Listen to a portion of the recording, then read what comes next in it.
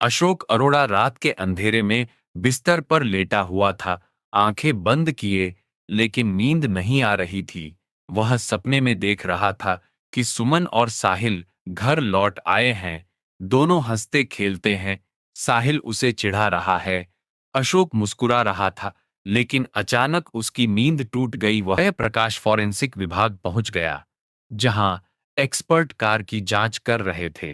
Car के अंदर बच्चों के खून के धब्बे साफ दिख रहे थे। फ्रंट सीट पर दो अनजान फिंगरप्रिंट्स मिले। एक्सपर्ट ने उन्हें सावधानी से लिफ्ट किया, जब लेकिन एक्सपर्ट बोले डेटाबेस में मैच नहीं हो रहा है, फिर भी ये आगे काम आ सकते थे। उसी दौरान कार के अंदर से एक तलवार बरामद हुई।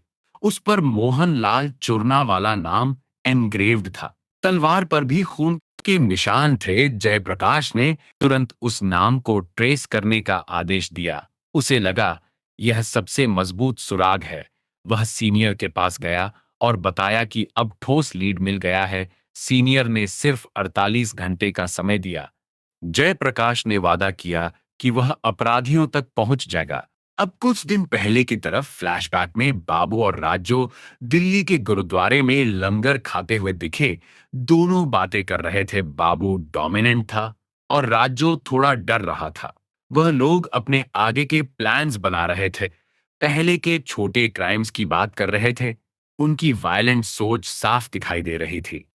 मोना स्कूल गई थी, लेकिन पढ़ाने का मन बिल्कुल नहीं लग रहा था। वह क्लासरूम में खड़ी होकर छात्रों के सामने भावुक हो गई और टूटने वाली थी। दूसरे टीचर्स उसे सहानुभूति देख रही थी, पर उसने कहा कि आज शाम को मेरी बेटी की गाना रेडियो पे आएगा।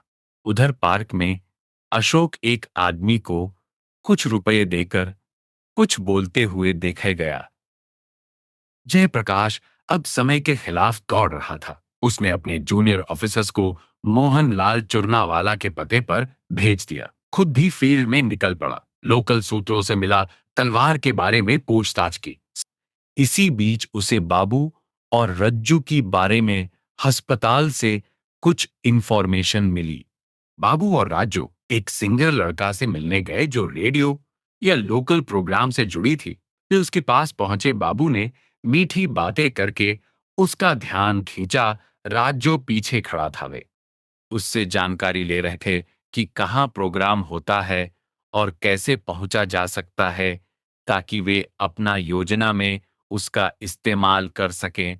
सिंगर लड़का बेखबर था और उनकी बातों में आ गया। जयप्रकाश के परिवार को दिखाया गया। उसके पिता से थोड़ा बहस हो जाता है।